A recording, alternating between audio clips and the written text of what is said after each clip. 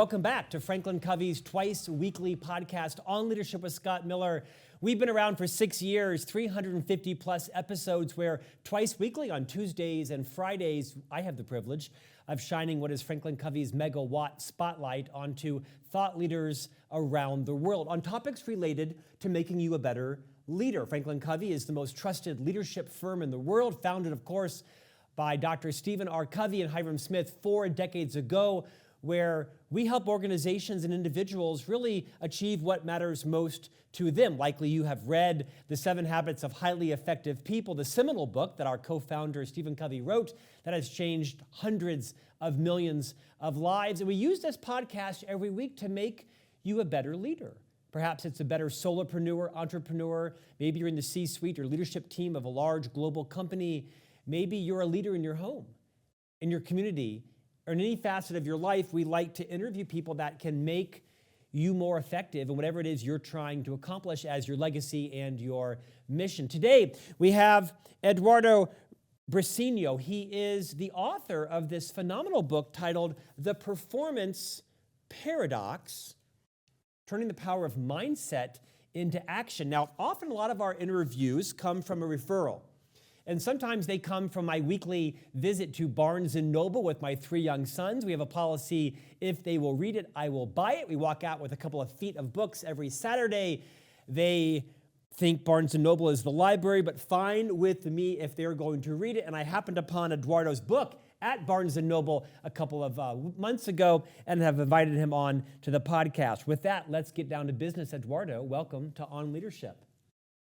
Thank you, Scott. It's great to be here. Great to have you joining us from the West Coast today, where you spend a lot of your time when you're in the U.S., obviously traveling around the world. Eduardo, I'm looking forward today to talking all about what it means to be in the performance zone, what it means to be in the learning zone, a key structure of your book and your teachings. You have a TED Talk that is to say it's gone viral is an understatement. I have listened to it twice. I've read your book and studied your work.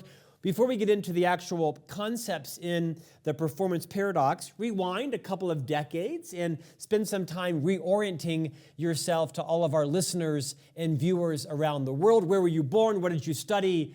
And how did you come to write this new book?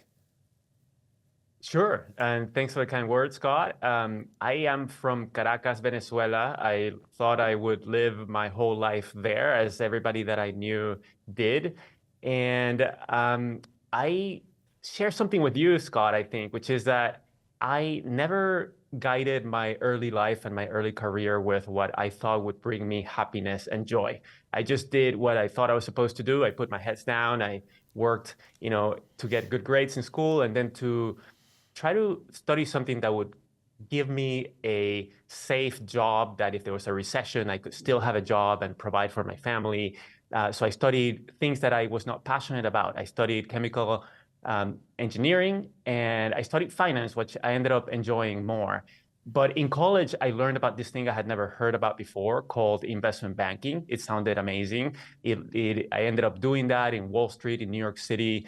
And I thought, wow, like I'm living in New York City. I never thought I'd be doing this. I'm being paid more than money than I ever thought I would, working in these incredible like multi-million-dollar deals. And I thought I was living the dream. I started working with the venture capital group of the investment bank, and I was asked to join that group. So I moved to Silicon Valley 25 years ago. I was here during the dot-com boom. And again, I was, in Menlo Park, at the center of Silicon Valley, meeting with entrepreneurs every day, and eventually ended up joining boards of directors. And I thought that was the dream. That was like what was at the peak of what would make for whatever I thought success was. And one night I was working late in the office. I was not in a good mood. I started kind of taking it out on the keyboard as I did my work, and I started feeling some pain on my hands and on my arms. And it ended up getting worse over the next few weeks. So I went to see a doctor, and it turned out to be something that was really hard to diagnose. I ended up seeing lots of doctors and trying acupuncture and meditation and all kinds of things. And I was getting worse. And I met someone who had my same condition, who couldn't use their hands for more than 10 minutes a day. And that freaked me out because I thought, wow, what if I become unable to use my hands? It turned out to be something called myofascial pain syndrome, a repetitive strain injury. And because it was really hard to diagnose, I had to do a lot of learning around what this thing might be, what led to it, how I could get better. But also I learned that I had to address the root causes of that. And that turned out to be lots of things about lifestyle, like nutrition and sleep and exercise and how I held my body. I was tensing my body every day, all day, because I wanted to perform at my best every day, all day. And that, because I was tensing my muscles all the time, it led to them getting kind of just tight and short permanently. And that prevented them from bringing kind of like blood into them so that they could recover. And so it ended up in this condition. And I realized that there were a lot of things that I had to change in my life. And one of the things that I realized I had to change was a sense of meaning, a sense of contribution, a sense of I was using my life well to make a difference in the lives of others, which I realized wasn't true. And so I was thinking, if I can't use my hands at all, will I have done something useful with my hands in the life that I have led? And so far, I felt the answer was no, because the great companies were going to get funded, whether I was in venture capital or not. And I didn't feel like I was giving great advice to CEOs because I didn't really have any experience. I was 27 years old. So I went to grad school in search of something where I felt like I could actually make a big difference. I was interested in social entrepreneurship. So I explored a lot of different projects. And I was introduced to Stanford professor Carol Dweck. That's where I was studying. I got an MBA and a master's in education and learned about her work. She's the author of the book Mindset, The New Psychology of Success. She became my mentor. We co-founded an organization together called Mindset Works. And I led that organization for over a decade.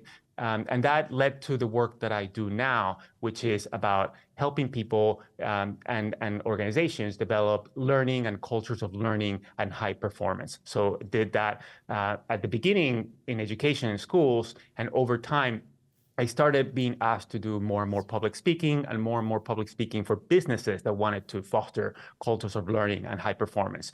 And so that's what I do now full time is I help companies build those cultures. Let's start with a primer on this idea of growth mindset. Most people are familiar with Carol Dweck's work out of Stanford, and her book Mindset, but let's do a reset there. Remind everybody what it means to have a fixed mindset versus a growth mindset, and maybe give us a sense for how you've seen that applied in someone's life, maybe your own. Sure. So a lot of people have heard of growth mindset and fixed mindset. When we ask people what a growth mindset is, we often hear things that are not quite right on. We might hear it's working hard, or it's persevering, or it's having high expectations. And a growth mindset is none of those things. So a growth mindset is a perspective about the nature of human beings. Specifically, is the belief that we can change, that our abilities and qualities are malleable and we can develop them over time, as opposed to being fixed. Like, for example, when we think of ourselves as geniuses because we are naturals at something. That's an example of a fixed mindset, that we are great at something because of something that innate in us rather than something that we have developed. Or if we think, I'm completely, bad at this thing and I could never get better, that's also an example of a fixed mindset. We can have a fixed mindset about ourselves or a fixed mindset about others, like labeling other people in fixed ways, thinking they can't change.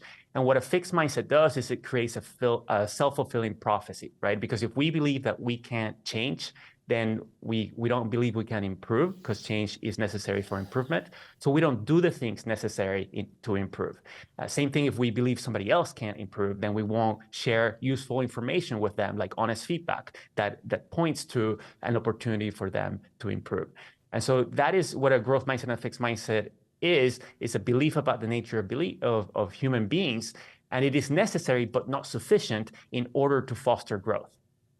Eduardo, what drew you towards Carol's work around growth mindset? Was there something in your own life that you were searching for? Riff on that. Yeah, sure. And this ties to your prior question about examples, right? Like personal examples. For me, when I read Carol's book, Mindset, I realized that I had a fixed mindset in several parts of my life, right? Like one example was in sports and athletics. I thought Some people were athletic and others were not. Somewhere in the middle, and that was not something that you could change. And I saw myself as somebody who was kind of in the middle, not a fantastic athlete, not a very poor athlete, but because I didn't think that I could get better really in my athleticism, every time that I played a sport, I was just trying to prove how good I was. I was trying to minimize mistakes, and if I made a mistake, I would try to hide it. And that all prevented me from getting better, right? Or, in terms of social relationships, I thought some people were funny and engaging and other people were really bad at it. I was really bad at it. I would get really nervous when I would speak with anybody one-on-one. And I just wanted to be invisible so I didn't have to talk to anybody. And I didn't realize until I read Carol's book that was just a fixed mindset about social skills. And I had never done anything to try to become better at interacting with people because I thought that was something people either had or didn't have. And so those were some of the ways that I was self-sabotaging. And so because in reading the book, I realized, wow, this way of thinking is preventing me from getting better and achieving things that I care about. And then in identifying that and changing my beliefs and behaviors, I was able to become a much better athlete and to become much better at engaging and interacting with people. And now I'm a public speaker, right? And so because it has such a big impact on me, then I thought, wow, everybody should learn this in school. And that's where we started, in school, right? We think they're the hubs of society. And that's why we partner up and we set about to bring out her work into the world. At the time, nobody had heard of Carol Dweck or growth mindset. She had just released her book. And so we set out to put it out into the world. You and I share many friends. One of them is Chip Conley, the hospitality entrepreneur, the author, and now the organizer of sort of mission-driven retreats for people in the crescendo of life. You share a great story in your book, The Performance Paradox, about an experience you had at Chip's retreat in Mexico. Involves the ocean a little bit. Will you retell that story and maybe use the lessons from that to move into what are these two zones known as the performance zone and the learning zone? Absolutely. And Chip has become a dear mentor. I actually reached out. I didn't know him. I reached out to ask him a question. And he very generously said, hey, I'm happy to answer that question. How about a 20-minute call? I would love to learn more about your work. And in that conversation, he suggested that I write a book, and that's what led to the book that I wrote. Wow. And he's become a dear mentor. But one of the experiences that you're referring to is I went to the Modern Elder Academy, which is the organization that he co-founded. They have a beautiful campus in Baja California. And I spent a week there just learning about midlife, which is what they do, and learning about how to better navigate midlife, and spending time with Chip, who was one of the co-facilitators for the week. And it was a wonderful, he's a hospitality entrepreneur. He created a great boutique hotels chain called Joie de Vivre. He was one of the advisors at Airbnb. So he has created an incredible kind of hospitality hotel in Baja California. It's beautiful, incredible food, and it's right in front of the ocean where you can see kind of like whales jumping on the water, beautiful beach. But one thing that was really frustrating to me is that I couldn't get in the water because I grew up 45 minutes from the ocean. I love the ocean. I love swimming in the ocean.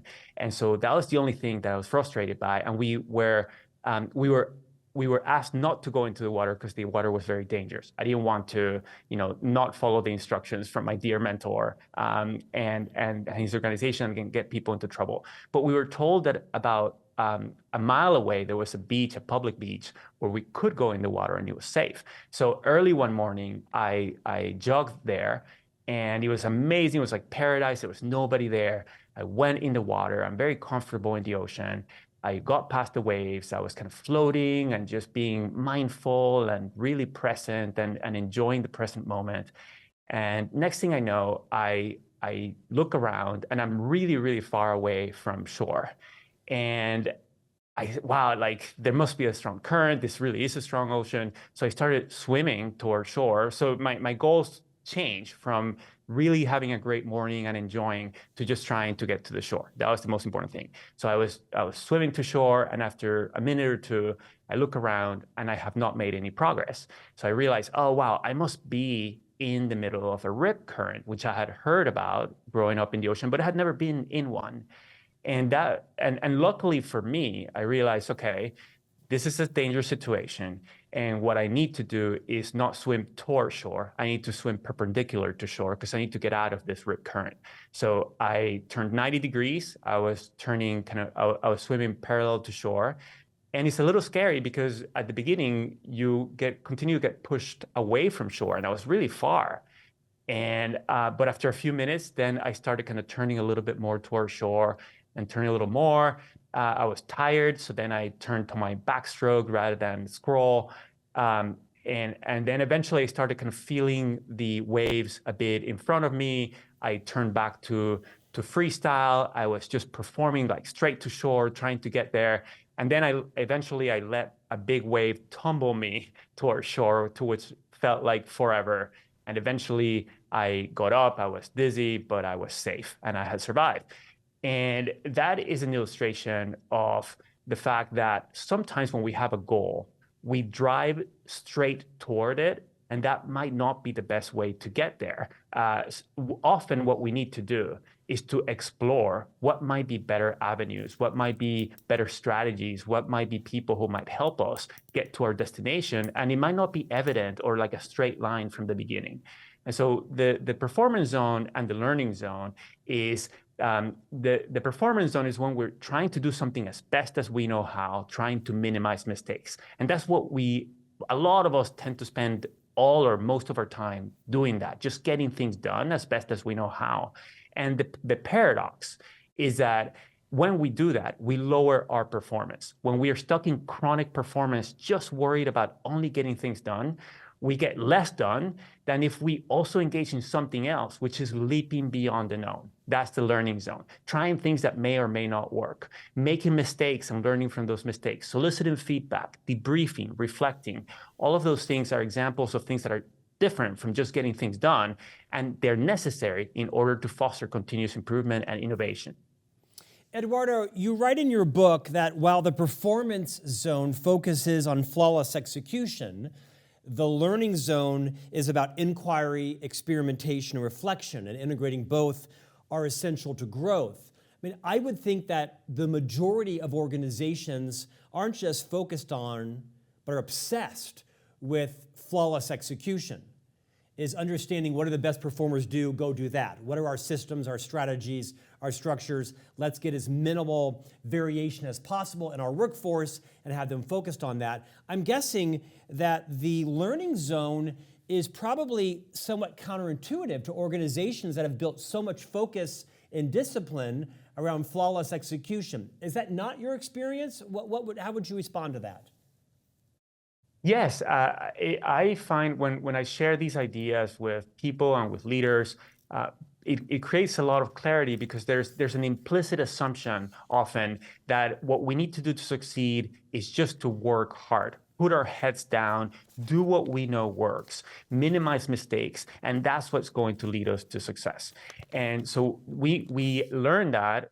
In one of the ways we learn that is through school. You know, a lot of times everything is graded, and what we think the teacher wants is for us to get 100 in everything we do, to have no mistakes, right? Or we might look at a wonderful athlete performing, doing what they already know best, and think that that's the path to excellence, because we don't see what they do off the court. They're working on their weaknesses. They're working on the things that are at the next level of challenge, right? And so we get the idea that if you want to become a fantastic tennis player, you just spend 10,000 hours playing tennis and then you'll become great, rather than you spend 10,000 hours doing something very different than playing tennis, which is working with your coach on the things that are at the next level that you don't yet know how to do.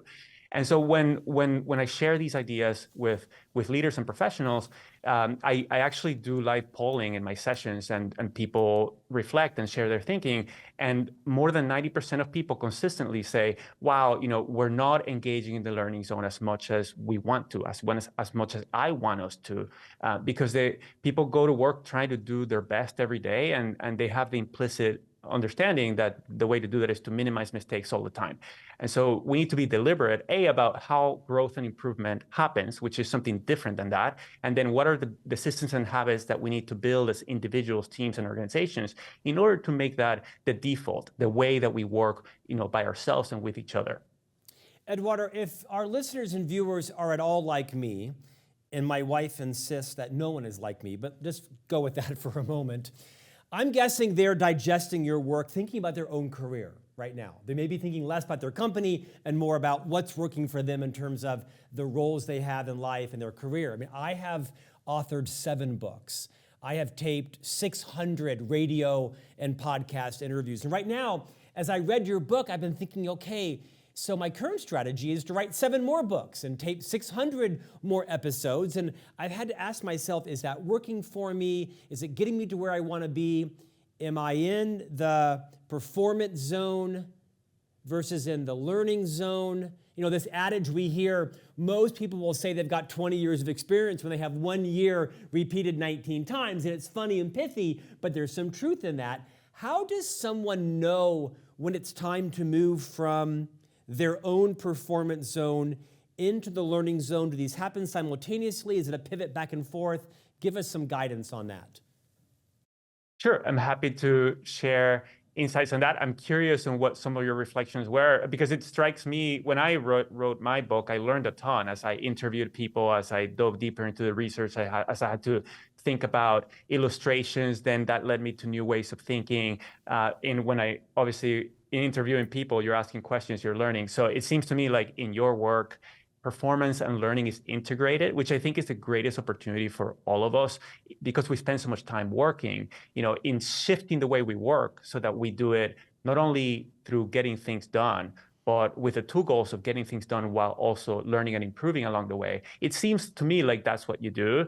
But before I answer your question, what are your reflections around, when you thought about those things for yourself? Well, I think I'm probably not a great example because the nature of my job, like yours, is reading books and watching TED Talks and interviewing people. And so my job is by very nature a learning kind of zone job. But I've been thinking about, so is it just more of the same? What are my goals? Not confusing the success I have with some of the frustrations I've had around success measures. Am I measuring success properly?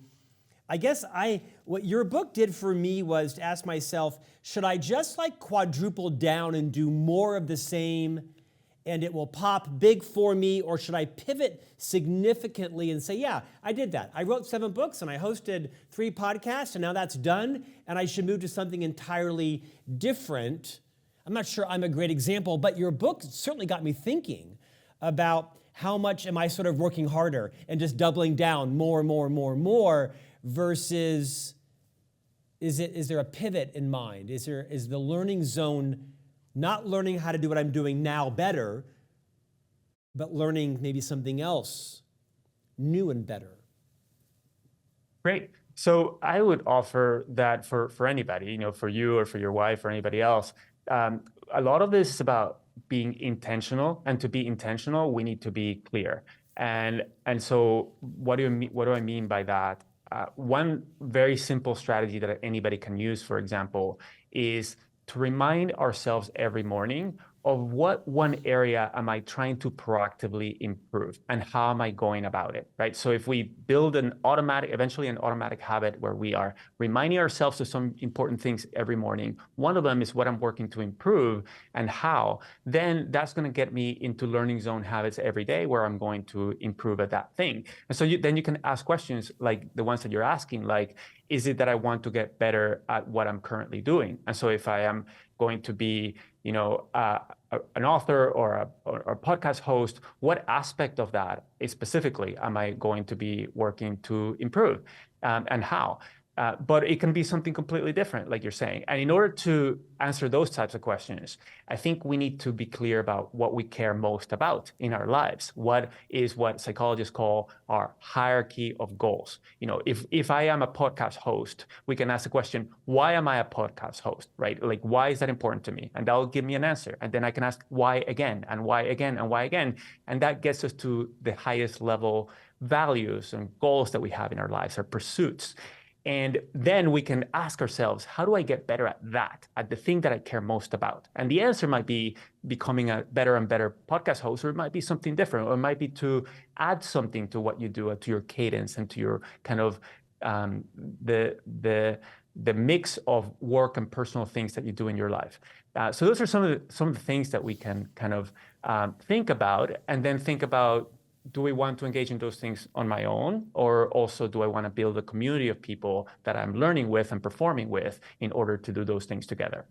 Well, I don't have answers to any of those questions, but I'll certainly be thinking about them more. When you opened, you said something I thought that was really resonant with me, and that is I have shared on my social platforms quite vulnerably that at 56 years old, I'm not quite sure what it is I want to do professionally. I'm not quite sure what it is that brings me meaning and purpose and joy and happiness. I think one of the gifts that perhaps the younger generation has, and I'm still very much, not at the end of my career by any means, as my wife reminds me, because of the bills that I am responsible for. But I think the younger generation may have afforded themselves a little more deliberation around pursuing what does bring them joy, what does bring them meaning. I'm 56. I was raised in the 80s. I don't know anybody that was ever asked, what brings you joy, what brings you meaning? We went and did what it took to pay the bills. We went and pursued what our parents told us we should do. In most cases, I don't think that's the case anymore. I do think you give people a gift. You're certainly giving me a gift around some introspection on, why am I a podcast host? I'm a podcast host because I have bills to pay.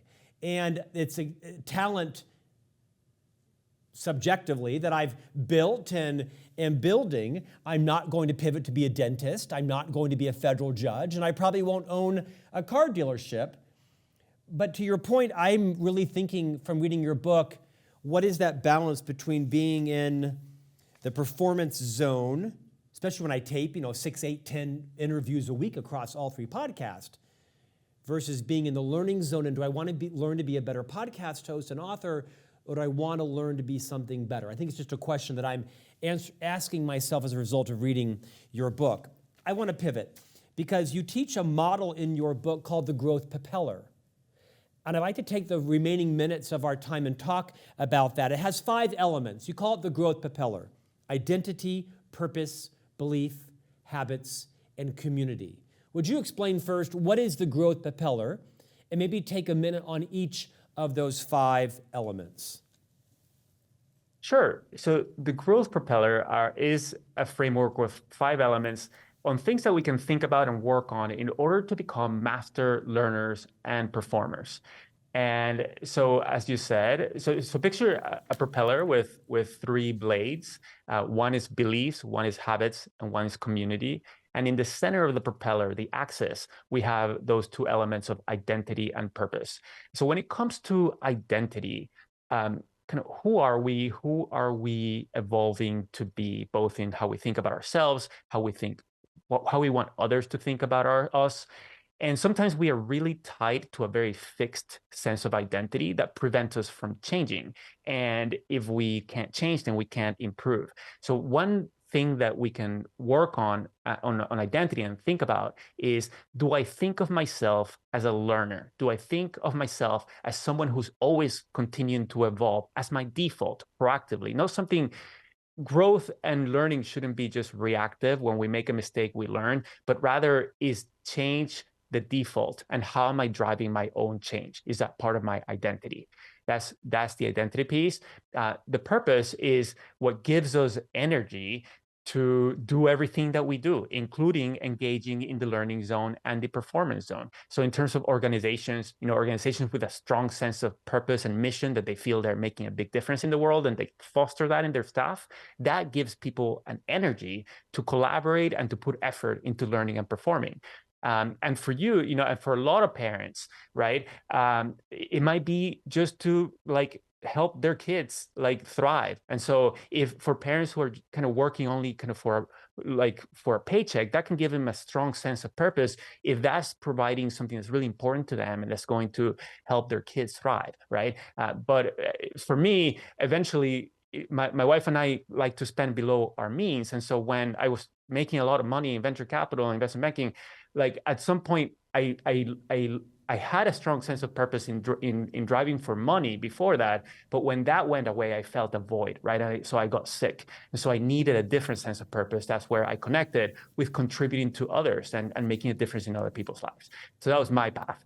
When it comes to belief, there's lots of implicit belief that we haven't examined that lead us to behave in different ways. One example is growth mindset and fixed mindset, when we view ourselves and others as set the way they are or as able to change and grow. But another example is transparency, right? When I'm transparent with others and I share with them my beliefs and my emotions, is that something that puts me at risk? Is that something that people can use against me? So it keeps me fearful of doing that. Or do I think transparency is a good thing? Do I want to share more authentically with other people around me, especially around information that is relevant to our shared goals? And is that going to make us stronger in learning and performing? Is that going to deepen relationships rather than harm relationships if I'm honest with other people and maybe engage in difficult conversations sometimes? So those are some examples of beliefs that change the way we approach learning and performing.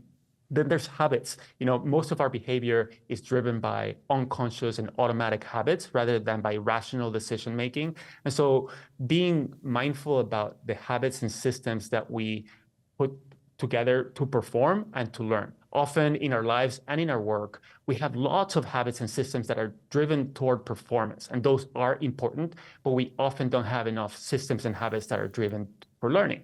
And so what are those? What do they look like? How do I continue to evolve and get better at those? And finally, there's community, the people around us, whether it's our team, our organization, our family, our friends, our church, whatever it is, are those people people that I see as learners, people who want to continue to change and evolve and grow.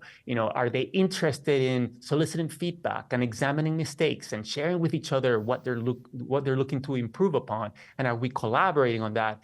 And very importantly, do I feel like I trust them? Do I feel like I belong in that community? So who am I surrounding myself with, and how am I building a culture with them toward kind of collaborative learning and performing? Never have the words, "my wife and I like to live beneath our means," come out of my mouth, but it's a concept we will be discussing this evening. Hey, let's end our discussion today, Eduardo. You wrote something that I think is really inspiring to me, and that is that our purpose and our identities are not static. They are evolving. And I don't think that's an epiphany, but I liked reading it in the book. And I want you to end our discussion today reminding everybody that our purpose is not predetermined. I mean, maybe someone thinks that because of their religion, that's fine as well. I like to think that it's not. I like cleaving to the idea that our identities, of course, change and evolve, and so do our purposes. How does that concept help to reinforce the need for a growth mindset and to find ourselves in the learning zone? Connect those two and we'll end. Sure. Well, sometimes when we are asked to mentor younger people, for example, we might kind of suggest that they work on finding their passions or finding their purpose. And something that growth mindset research has uncovered is that can have negative consequences because it can foster a fixed mindset about trying to find out what is the one thing that we were born to do, as opposed to developing our purpose by exploring and tinkering with things that we might find interesting, understanding that we might evolve in different ways. And there are different possible ways, a lot of different ways that we could thrive in terms of evolving ourselves, in terms of evolving how we want to live, how we want to be good stewards of our life, how we want to contribute to other people. And so that is very freeing for us to think that there's not a one truth inside us to discover, but rather there's lots of possibilities, lots of choices we can make. And it is up to us to think about, how do I want to continue to evolve? And how do I want to continue to make life meaningful to me and to feel like I'm living life well? And how do I work at getting better at that? Not looking for flawlessness, but looking to get better at that and explore and try some things. Some things might work, some things might not work. That decreases our stress, it decreases our sense of anxiety, and increases our joy and happiness along the